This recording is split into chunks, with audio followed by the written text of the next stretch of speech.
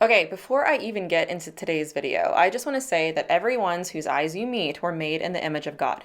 This includes LGBTQ plus people. I pray for this group often and I have a lot of love for them, but loving them does not mean I have to affirm or agree with everything they believe. And pronouns are one of them.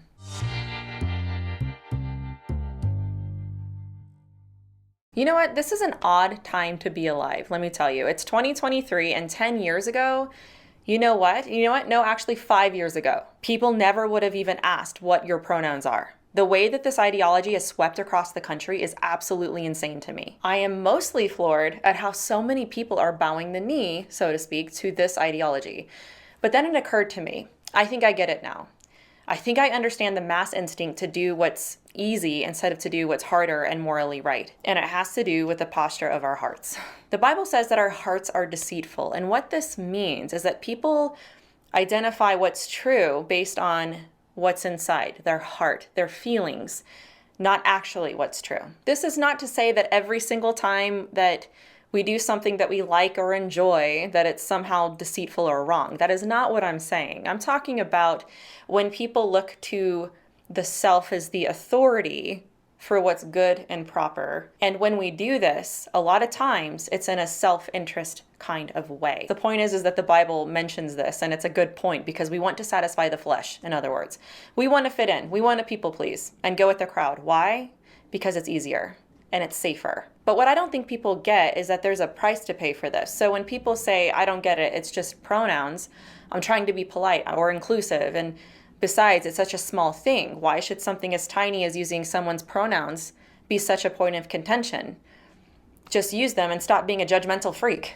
I don't think they realize the long-term implications of such a small act. And I heard some thoughts, some arguments this last month that really hit it home for me when it comes to this issue, that showed me that using pronouns is, it's no small issue. And there are two responses that I want to share that I thought really succinctly expressed why pronouns are no small issue. And no, nobody's being bigoted. Nobody's being uninclusive or intolerant. Nobody's being homophobic or transphobic or whatever phobic you want to come up with. This comes down to not living by lies. Now, this first argument is actually one I heard from my best friend, so thank you.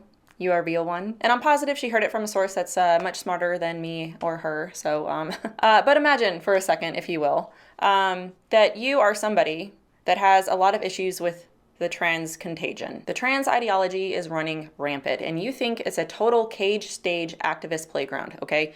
You don't agree with the surgeries. You don't agree with the social contagion, how it's getting in the schools, the trans species stuff, you know, the big stuff, all right? But pronouns? Who cares?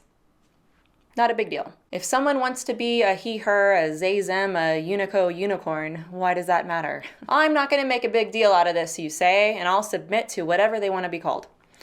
Okay, here's the issue. Imagine you're across from a minor or a person that wants to have breast removal surgery because she thinks that she's a boy and wants to go by he, him pronouns. You actually think that this is wrong, that she will regret it. So you, being polite, approach her using he, him pronouns. You explain that he is making a mistake by taking hormones so young and he should not remove his breasts. And the girl looks at you straight in the eye and says, but I'm a boy. I need to feel at home in my body. Thank you for affirming this by using my pronouns. You then cannot be against anything that she is wanting to do for herself or why anyone else shouldn't be able to do it for that matter, because you're affirming her very identity to do so. This is so important. It's like an upside down pyramid, all right, when it comes to the foundation of the problem with this. As a woman, I think this is particularly true of men. Think about it. Once you use the pronouns, it's difficult to say she shouldn't be able to go into a woman's locker room. No, she can't play in women's sports. No, she can't be Woman of the Year. It's very similar in my mind to say, approaching someone with a terrible illness and say they identify as healthy and want others to affirm this, even though they're clearly sick. You affirm to be polite. You then cannot turn around to this person you're affirming as healthy to their face and tell them that they should really see a doctor. It's an unfortunate contradiction. It's a denial of reality. Why is there a denial of reality to be seen as tolerant or having good manners? It's literally the emperor's new clothes ideology, really, when it comes down to it. So this is an argument based on logic whether you're a Christian or not. Now, the second argument is definitely logical, but more for Christians on why this is such a piercing and contentious thing, even though it seems so small. I'm actually not too sure of the original source, but I'm thinking it was the great Nancy Pearcey or Rosaria Butterfield, but who I heard it from was my good friend Elisa Childers, so for all I know, this is original to her. But when I heard this argument, I thought it was very eye-opening. Okay, so the idea of using pronouns is like a cultural god, an idol. And when we go back to the first century, we typically compare the plight of Christians as being highly persecuted and martyred. But what we may not consider is something that was equally hard, which was the daily choices that Christians had to make in regards to the little compromises that Christians were faced with. Okay? So, for example, one of the earliest creeds of Christianity was Jesus is Lord, right? This seems like nothing today. Like, no duh, of course we believe that. But that was a big issue in the first century because in the first century Roman Empire, Caesar was Lord.